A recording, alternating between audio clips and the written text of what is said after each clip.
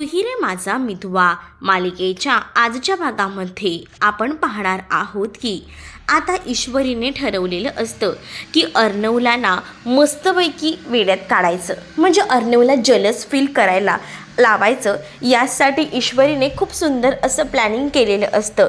त्यासाठी आता ईश्वरी ठरवते की जसं आपण जलस फील कधी झालो होतो, जेव्हा अर्णव सरांच्या बाजूला कोणी गेलं होतं तेव्हा आपल्याला तसं फिलिंग आलं होतं. मग आता आपण सुद्धा अर्णव सरांना तसं फिलिंग करून दिलं तर अर्णव सर नक्कीच आपल्याला प्रेमाची कबुली देतील, असंच आता ईश्वरीच्या माइंडमध्ये सेट असतं.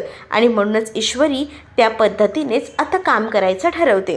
अर्णव आता कामासाठी तिच्या मागेच बसलेला असताना ईश्वरी आता सुरू होते. ईश्वरी फोनवर बोलण्याचं नाटक करत असते, ते सुद्धा तिच्या एका फ्रेंडसोबत. त्याचं नाव सिद्धू असतं. सिद्धूला ती म्हणत असते की काय रे, कसा आहेस, आज बऱ्याच दिवसांनी तुला माझी आठवण आली. तो तिकडनं बोलत काही नसतो, पण इकडनं मात्र ईश्वरीचे जे काही हावभाव आणि ज्या काही बोलण्याच्या टोन असतात ना, त्या मात्र अशा भारी असतात ना की खरंखर समोरच्याला असं वाटेल ना की ईश्वरी खरंच फोनवर बोलते. आणि अगदीच ईश्वरी ना अगदी प्रेमात येतात ना, आणि प्रेमात कसं आपण एखाद्याशी बोलतो अगदी तसंच ती अर्णवला बोलून दाखवत असते. अर्णवही दुसरीकडे आता विचार करत असतो की ही नक्की बोलते तरी कोणाशी आहे. आणि त्यामुळेच ना अर्णव विचार करतो की नक्कीच ही कोणत्या तरी फ्रेंडसोबत बोलते. हा फ्रेंड आहे तरी कोण. इकडे मात्र आता ईश्वरी अशी काही बोलत असते ना की बाप रे, बघायलाच नको. म्हणजेच ना ईश्वरी आता म्हणत असते की काय रे, तुला मी केव्हा केव्हा आठवण काढत असते ना, तुझ्यासोबत जे जे प्रसंग घालवलेत ना ते कधीच मी विसरणार नाही. आपण कसली मजा करायचो ना. नाही रे, अरे बरेच दिवस झाला रे, तुझा फोटो नाही बघितलाय, जरा डीपी तरी चेंज कर रे, म्हणजे नवीन फोटो काहीतरी तुझा बघायला मिळेल. असं देखील आता खोटं खोटंच ईश्वरी बोलत असते. आणि त्यानंतर आता अर्णव तिच्या समोर जाऊन उभा राहतो. तर अर्णव तिला विचारतो की तू कोणाशी बोलत आहेस. त्यावर ईश्वरी आता अर्णवला सांगत असते की माझा ना एक फ्रेंड आहे, त्याच्यासोबतच मी बोलते. काय झालं, माझा ना तो इंदौरचा फ्रेंड आहे. आम्ही कॉलेजपासून, म्हणजे अगदी तुम्ही म्हणाल ना शाळेपासूनचेच फ्रेंड्स आहोत आणि त्यानंतर कॉलेजलाही एकत्रच होतो. आमची मैत्री खूप जास्त घट्ट आहे, असं देखील ती आता फोन चालू ठेवूनच इकडे अर्णवला सांगत असते. आणि अर्णवला सांगताना त्या सिद्धूचं इतकं काही ते कौतुक करत असते ना की बाबा बाबा बघायलाच नको. ती आता त्याला सांगत असते की खरंच ना इतका भारी आहे ना हा सिद्धू. त्यानंतर आता ती त्याला म्हणते की नवीन लेटेस्टवाला फोटो पाठव. हा फोन ठेवलेला असतो आणि ती अर्णवला असं काही त्या सिद्धूबद्दल चढवून सांगत असते ना, बापरे, की सिद्धू अर्णवची ना सिद्धूचं नाव ऐकूनच आग व्हायला हवी, असंच काहीसं तिचं सुरू असतं. त्याच वेळेला मात्र आता अर्णवला ती हेही म्हणते की तुम्हाला चालणार आहे ना मी या सिद्धूसोबत जर असं बोलले तर अर्णव जो आहे तो जास्त रागातच असतो. त्यावर ईश्वरी विचार करते की चला, आपण जे ठरवलं होतं ते फायनली होतंय, म्हणजे आपल्याला जलस फील करायचं होतं, सो मी तसंच करते आहे. अर्णवला उद्दामून ती पिडायला जाते आणि अर्णवला म्हणत असते की तुम्ही मला सांगितलंच नाही तुम्हाला चालणार आहे का हे सगळं. त्यावर अर्णव म्हणत असतो की का नाही चालणार, चालेल ना. अगं तुला माहीत नाही का, माझेही काही फ्रेंड्स आहेतच की, कितीतरी मुली आहेत माझ्या मैत्रिणी, त्याही मला बोलतच असतात की अगं लग्न झालं आहे म्हणून काही फ्रेंडशिप तोडायची असते का. माझ्याही बऱ्याच मैत्रिणी आहेत बघ. आणि तो वेगवेगळ्या मैत्रिणींची नावं घेत असतो. आणि त्यात प्रियंका, बापरे, तिथं शॉर्ट घालते ना, त्यामुळे मी तिला तर विसरूच शकत नाही, असं तो देखील म्हणत असतो. इकडे ईश्वरी त्याची जळवायला जात असते, तो ईश्वरीची जळवत असतो. तर आता अर्णव ज्या पद्धतीने सांगत असतो ना त्या याच्यावरून अर्णवला काही फरक पडलेला नाही आहे, पण थोडा का होईना तो जलस झालेला असतो हे मात्र नक्की. कारण आहे ना सिद्धू नावाचं कौतुक आहे ना खूप खूप जास्त असं आता ईश्वरीच्या तोंडून त्याला ऐकायला भेटत असतं. पण दुसरीकडे मात्र हे सगळं ना ईश्वरी मुद्दामून करत असते. तिला असं वाटत असतं की निदान अर्णवने आता का होईना आपल्या मनातलं प्रेम आहे ते बोलून मोकळं व्हायला हवं. पण इकडे मात्र तसं काही होत नसतं आणि त्यामुळेच ना ती आता थोडी का होईना हायपर झालेली असते. तर दुसरीकडे मात्र तिने जी काही शक्कल लढवली असते ना ती कुठेतरी आता लाईनवर येत असते. ती म्हणत असते की सिद्धू ना खरंच ना काही दिसतो ना सिद्धू, असं आत्ता ती मुद्दामून अर्णवसमोर बोलत असते. बाप्पाकडेही जाते आणि म्हणत असते की सिद्धू ना मला भेटायला येणार आहे. अर्णव हे सगळं काही ऐकत असतो आणि अर्णवला मुळात ना या सगळ्या गोष्टींचा थोडा का होईना राग येत असतो. पण इकडे आता अर्णवला अचानकपणे आकाशचा फोन आलेला असतो आणि आकाश त्याला सांगतो की इमर्जन्सी ऑफिसला ये, प्रॉब्लेम झाला आहे आणि म्हणूनच फोन ठेवून अर्णव कामावर जायला पळतो. दुसरीकडे आता पाहायला मिळतं राकेश लगेचच खोलीचं दार लावून घेतो आणि तो आता पैसे नसतात म्हणूनच आता तो दागिने चोरायचं ठरवतो. आता काही बॉक्सेस असतात कपाटामध्ये दागिन्यांचे, ते दागिन्यांचे बॉक्सेस बाहेर काढतो आणि त्यातला एक नेकलेस हातात घेऊन बघत असतो आणि तो नेकलेस हातात घेतल्यावर तो आता म्हणत असतो की हा एवढा मोठा नेकलेस आहे, नक्कीच याचे चांगलेच पैसे सुटतील. एकच नेकलेस घेतला ना तर माझं कामच होऊन जाईल असा विचार तो करत असतो आणि तो नेकलेस पूर्णपणे भरून ठेवतो आणि त्याला आता तोच नेकलेस घेऊन बाहेर पडायचं असतं आणि म्हणूनच तो नेकलेस पुन्हा त्या कपाटात ठेवायला जाणारच नसतो. पण त्याला एक नेकलेस त्याच्यातला गायब करायचा असतो. तेवढ्यातच अंजली तिथे येते. अंजली तिथे आल्यावर म्हणते की काय झालं हो, तुम्ही हे दागिने का बाहेर काढलेत? वर राकेश जो आहे ना तो मात्र आता सांगत असतो की अगं मी तर फाईल शोधत होतो पण माझी फाईलच कुठे सापडत नाही आहे, त्यामुळे ना नुसता वैतागून गेलो आहे मी. मग लॉकरमधले हे बॉक्सेस काढायची काय गरज, तुमच्या फाईल्स तर दुसरीकडे आहेत ना. त्यावर आता राकेश म्हणतो की मला असं वाटलं की फाईल चुकून कुठेतरी दुसरीकडे ठेवली गेली असेल तर, आणि म्हणूनच मी लॉकरमध्ये सुद्धा या सगळ्याचा तपास घेत होतो पण नाही भेटत एक फाईल. आणि त्याच वेळेला अगं मला सांग हे दागिने असं कोण ठेवतात ग, तुझे दागिने होय दागिने खरे कुठे आहेत, हे दागिने खोटे आहेत. मी तर सगळे दागिने बँकेच्या लॉकरमध्ये ठेवायला दिलेत. इथे घरात हे फक्त असे साधेच दागिने नेकलेस म्हणून असेच ठेवलेले आहेत आणि हे काही असली नाही आहेत असं देखील आता ती सांगून ठेवते. म्हणजे तुझे असली दागिने इथेच नाही आहेत का, आणि देवाचे अहो ते सगळे बँकेत ठेवलेत बँकेच्या लॉकरमध्ये.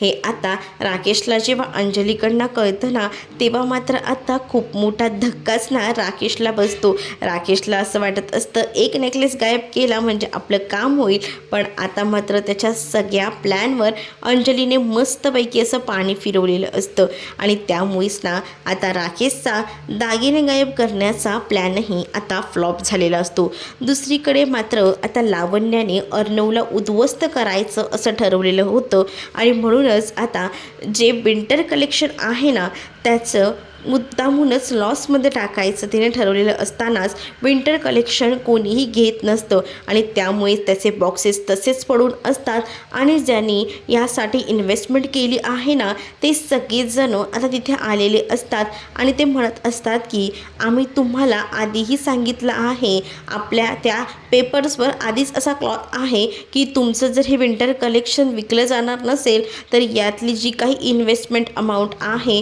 ती तुम्ही आम्हाला रिटर्न करायची. आणि आता तीच वेळ आलेली आहे, कारण जर हे सामान जातच नसेल तर त्याचा काही उपयोग नाही असं देखील आता अर्णवला ते बोलत असतात. पण त्यामध्ये सुद्धा अर्णव म्हणत असतो की तुम्ही समजताय तसं काही नाही, विंटर कलेक्शन सेल करण्यासाठी आपण नवनवीन आयडियाज करूयात ना, पण तुम्ही असं मधल्यावर सोडून जाऊ नका. आपण या सगळ्यामध्ये काहीतरी ऑप्शन काढूया ना, आणि मी तसंही ऑनलाईन सर्विंग तर करणार आहे, आपल्याला ते सगळं बाकी आहे. जसं की आपण एखाद्या प्रोडक्टची ऑनलाईन माहिती देतो तशी अजूनही सोशल मीडियावर याची कुठे बोंबाबोंब झालेली नाही आहे. जर सोशल मीडियावर थोडी का होईना आपण ॲड करू ना तर हे विंटर कलेक्शन खरंच खूप चांगल्या दिमाखात जाईल असं देखील आता म्हटलेलं असतं. आता या सगळ्या गोष्टी तर सांगितलेल्या असतातच, मग आता हे सगळं मॅनेज कसं करायचं ही जबाबदारीसुद्धा असते. मग अर्णव त्याच्या परीने का होईना सगळ्या गोष्टी समजावून सांगत असतो आणि जेव्हा जेव्हा या सगळ्या गोष्टी तो समजावून सांगतो ना, तरीसुद्धा ते इन्व्हेस्टर काही ऐकायला तयार नसतात. त्यांनी सरळ सांगितलेलं असतं की जर तुम्हाला या गोष्टी जमत नसतील ना, तर स्पष्टपणे आम्हाला सांगा. आपण ना ह्याच्यामध्ये इथेच थांबूया, ब्रेक घेऊया, कारण आम्हालाही नाही जमत या सगळ्या गोष्टी. कारण तुम्हाला आम्ही आधीच फाईल्समध्ये लिहून घेतलेलं आहे, नाहीतर आमचे पैसे आम्हाला रिटर्न करा, असं देखील आता ते ओरडून बोलत असतात. त्याच वेळेला मात्र हे घ्या पेन, पेपरवर सह्या करा आणि आम्हाला मोकळं करा, असं देखील ते आता इन्व्हेस्टर बोलत असतात. दुसरीकडे मात्र आता घडलेली हकीकत ना अंजलीला सुद्धा समजलेली असते. मग अंजलीला जेव्हा ही गोष्ट समजते ना, तेव्हा ईश्वरी अंजलीला सांगत असते की हे सगळं असं झालं आहे. तर अंजली तिला समजावते, अर्णवच्या बाबतीत असं कधीच झालं नव्हतं जेवढं हे सगळं आता झालेलं आहे. तू एक काम कर, अर्णवला एकट्याला सोडू नकोस, पटकन जा आणि अर्णवला जाऊन मदत कर. कारण अर्णव ना या सगळ्या संकटात कसाही काही बोलून टाकेल आणि त्याची या सगळ्यामध्ये खूप जास्त चिडचिड होईल. आणि त्या सगळ्या प्रसंगात तर तू त्याच्यासोबत असशील ना, तर तो खूप जास्त चिडचिड करणार नाही. सो प्लीज तू जा ना, असं देखील आता म्हटलं जातं. मग दुसरीकडे मात्र अंजलीने सांगितल्यामुळे ईश्वरी जायला तयार असते. आणि जेव्हा ईश्वरी जात असते ना, नेमकं अंजली आणि ईश्वरीचं बोलणं जे आहे ते इथे उभं राहून ऐकलेलं असतं. ते म्हणजे इथे असणाऱ्या या मामी आता खूप जास्त खुश असते. मामी म्हणत असते की हा प्रसंग कधीच घडला नव्हता, जेवढी आत्ता या अर्णवची वाट लागली आहे ना, तेवढा अर्णवची बरं झालं वाट लागली. पण ह्या सगळ्यामध्ये नेमकं काय झालं आहे ना, ते तर बघायलाच हवं. म्हणजे एवढं मोठं नुकसान कधीच झालं नव्हतं. मग आता ह्या सगळ्याबद्दल तर नक्की लावण्याला माहिती असेल. लावण्याला विचारायला हवं की काय झालं आहे ते. मग लावण्याला विचारायचं तिचं ठरलेलं असतं. इकडे अर्णव प्रोजेक्टरवर सगळं व्यवस्थितपणे समजावून सांगत असतो, मार्केटिंग स्किल आणि या सगळ्याबद्दल. आणि त्याचसोबत त्याने हेही सांगितलेलं असतं की हे विंटर कलेक्शन जे आहे ते आपण जेव्हा सोशल मीडिया प्लॅटफॉर्मवर ह्याची जाहिरात करू तेव्हा नक्कीच याचा खप वाढेल. आणि या सगळ्याबद्दल तो जाऊन या मीटिंगमध्ये सांगत असतो. पण जेव्हा अर्णव या सगळ्या गोष्टी समजावून सांगतो ना, त्यामध्ये आता लावण्याही मध्ये पडते. खरं तर लावण्यानेच हे सगळे कांड केलेले असतात. लावण्याला ना अर्णवला सुखाने जगू द्यायचं नसतं. म्हणजेच आता अर्णव तिचा होत नाही आहे म्हणून तिने मुद्दामून या बिझनेसमध्ये अर्णवची वाट लावायचं ठरलेलं असतं. अर्णव जो काही हिरो झाला ना, त्याला झिरो बनवायचं कामच आता लावण्या करत असते. आता ती काही टॅगलाईन ज्या असतात ना, व्हाईट बोर्डवर लिहिते आणि तिच्या टॅगलाईन अशा असतात ना की त्या न पटण्यासारख्या असतात. त्याचा आणि त्याचसोबत या विंटर कलेक्शनचा काडी मात्रही संबंध नसतो. म्हणजे असं मनाला स्पर्शून जाणाऱ्या ज्या टॅगलाईन असतात तशा काहीच नसतात. तिने टॅगलाईन सजेस्ट केलेल्या असतात, पण त्यामध्ये सुद्धा बरेच प्रॉब्लेम्स येत असतात. आणि त्यामुळे ना आता हे टॅगलाईन्स सूट होत नसतात. म्हणून इन्व्हेस्टर सरळ सांगतात की यामध्ये ना तो टच नाही आहे, जो टच हवा ना तो टच ह्यामध्ये दिसत नाही आहे, स्पष्टपणे त्यांनी सांगितलेलं असतं. आणि जेव्हा हे सगळं सांगतात ना, तेव्हा ते इन्व्हेस्टर सरळ म्हणतात की नाही, तुम्ही ज्या काही गोष्टी करतायत ना त्या आम्हाला पटत नाही आहे, आम्हाला नको आहे. असं जरा काहीतरी वेगळं असायला हवं. पण तुमच्या या सगळ्या गोष्टींमुळे ना मला काहीच असं वेगळं वाटत नाही आहे. तेच आहे, युनिक काहीतरी करा ना, कन्सेप्ट हवी तर आपला माल मार्केटमध्ये जाईल. जर यामध्ये काही कन्सेप्टच नसेल तर कसं होणार आहे, असं देखील आता सांगितलं जातं. ज्या वेळेला आता या सगळ्या गोष्टी सांगितल्या जातात तेव्हा मात्र आता तेवढ्यातच ईश्वरी तिथे आलेली असते. आणि ईश्वरीने आता या सगळ्यामध्ये ना एक मस्त सोल्युशन काढलेलं असतं. आणि तेव्हा तिनं आता सगळ्यांनाच म्हणते की चला पटकन आहे ना तुम्ही खाऊन घ्या. तर आता अर्णव तिला म्हणतो की तू काय बोलतेस. ईश्वरी म्हणत असते की थांबा ना, थोडं खाऊ दे ना सगळ्यांनाच, सगळ्यांना भूक लागली आहे. जर आपण आहे ना या सगळ्या गोष्टीमध्ये थोडं पोटाला खाऊ घातलं तर आपल्यालाही बरंच वाटेल ना. म्हणूनच आता ईश्वरी सगळ्यांना म्हणत असते की जर आपण थोडं खाल्लं तर आपल्याला नवनवीन कल्पना सुचू शकतील. आता कसं थोडा ताण आलाय ना, त्यामुळे काही कल्पना सुचत नाही आहेत. थांबा हां, अर्णव आता तिला अडवत असतो हे सगळं करण्यापासून. पण आता अर्णवला ती म्हणत असते की थांबा. दुसरीकडे लावण्य ही म्हणत असते की काय चाललं आहे यार, हे सगळं नको करू, ही आपली मीटिंग आहे आणि यामध्ये हिचं काय चाललं आहे. पण आता ईश्वरीला ना अर्णवचं ऐकत नाही या लावण्याचं. कारण आहे ना, तिने या सगळ्यावर तोडगा काढलेला असतो ना. सगळ्यांसाठी छान असा गाजरचा हलवा तिने आणलेला असतो आणि तो गाजरचा हलवाच आता ती सगळ्यांना देऊ लागते. म्हणजेच काय तर आता प्रत्येकाला ती गाजरचा हलवा देते. तेव्हा मात्र त्यातले इन्व्हेस्टरना जेव्हा गाजरचा हलवा खातात तेव्हा त्यांना तो गाजरचा हलवा खूप जास्त आवडतो आणि ते म्हणतात की हा गाजरचा हलवा खाल्ल्यानंतरच ना मला खूप जास्त आठवण आली, ती म्हणजे माझ्या आईची. माझी आईसुद्धा सेम असाच गाजरचा हलवा बनवायची. आज साक्षात ना ते दिवस आठवले. मग आता ईश्वरी तेच म्हणू लागते, तुम्हाला 90sची आठवण आली ना, मग जुन्या गोष्टींनाच आपण असा टच दिला तर किती सुंदर होईल ना. मग आता ईश्वरी काय बोलते हे मात्र अर्णवला कळत नसतं. म्हणूनच आता ईश्वरी म्हणत असते की बघा, आपल्याला ना चहा कॉफी किंवा त्यामध्ये बिस्किट हे काही दिलं तर त्याबद्दलच्या जुन्या आठवणी कोणाच्या काही असू शकतात का? नाही ना. पण तोच जर हलवा असं युनिक काहीतरी कन्सेप्ट दिली तर त्याबद्दलच्या बऱ्याच आठवणी आपल्याजवळ असतात आणि हे सुद्धा तसंच आहे. म्हणूनच जर विंटर कलेक्शनमध्ये सुद्धा एक असं वेगळं टच दिलं ना तर त्या जुन्या गोष्टी चांगल्याच लक्षात राहतात. त्या पद्धतीनेच आपण ना या टॅगलाईनमध्ये सुद्धा काहीतरी तसं उबदार आणि त्याचसोबत जुन्या काळातलं काहीतरी देऊया टचअप, म्हणजे कसं त्या गोष्टी लक्षात राहतील असं देखील आता ईश्वरी सांगू लागते. आणि जे इन्व्हेस्टर असतात ना त्यांनासुद्धा या गोष्टी पटतात आणि अर्णव तर आता ईश्वरीकडे पाहू लागतो. ईश्वरीकडे पाहतच राहतो कारण त्याला ना ईश्वरी जे बोलते ते आधी पटत नसतं. पण या सगळ्यामुळे इन्व्हेस्टर जे काही खुश झालेली असतात ना ते खरंच पाहण्यासारखं असतं आणि त्यामुळेच ना ईश्वरी जे काही लावण्याने टॅगलाईन्स दिलेले आहेत व्हाईट बोर्डवर त्या टॅगलाईन्सकडे जाते आणि यामध्ये आपण असा टच देऊया असं म्हणतच ती बोलत असते. ज्यावेळेला हे सगळं ईश्वरीकडनं ऐकू येतं तेव्हा मात्र आता लावण्या रागातच बघत असते. लावण्याला असं वाटतं की ईश्वरीने जे काही ठरवलं आहे त्यामध्ये खरंच ना अर्णवचा फायदा होऊ शकतो. पण या अर्णवला आपल्याला झिरो बनवायचा आहे आणि त्यामुळेच आपण हा माल जो आहे तो बाहेर सेल आउट केलेला नाही आहे.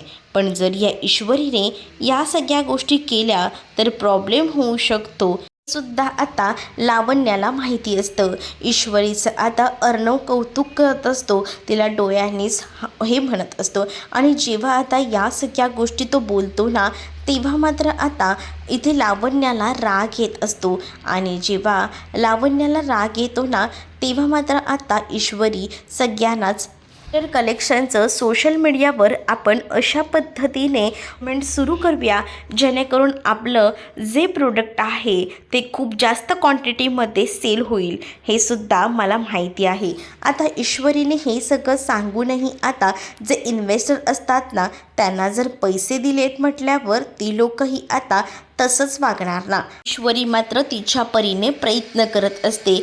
तर पुढील भागामध्ये आपल्याला पाहायला मिळतो लावण्याला आता वल्लरीचा कॉल आलेला असतो आणि जेव्हा वल्लरी कॉल करून विचारते की काय एवढं सगळं कसं काय झालं, त्यावर आता लावण्या सांगत असते की हे सगळं मीच तर केलं आहे. कारण आहे ना मला अर्णवला सुखानं जगू द्यायचं नाही आहे. अर्णव जसा हिरो झाला आहे ना तसं मला त्याला झिरोही करता येतं आणि मी तेच करणार आहे. दुसरीकडे रिपोर्टर आणि या सगळ्यांच्या घोळ्यामध्ये अर्णवला पार अडकवून टाकलेलं असतं या लावण्याने. परंतु ईश्वरी या सगळ्यातून अर्णवला बाहेर काढणार असते. असं ओपन चॅलेंजच ईश्वरीने आता डायरेक्टली त्या लावण्याला दिलेलं असतं आणि ती लावण्याला सरळ म्हणते की तू जर काही करायचा प्रयत्न करत असशील तर मीही त्यांच्या पाठीशी खंबीरपणे उभी आहे. अर्णव सरांना मी डगमगू देणार नाही असं देखील तिनं आता ठामपणे म्हटलेलं असतं. तर तुम्हाला भाग कसा वाटला हे नक्कीच मला कमेंटमध्ये सांगा. अशाच नवनवीन भागांसाठी आपल्या चॅनलला सबस्क्राईब नक्कीच करा. चला तर मग भेटूया पुढच्या भागामध्ये. तोपर्यंत टाटा बाय. व्हिडिओ आवडला असेल तर व्हिडिओला लाईक करायला विसरू नका.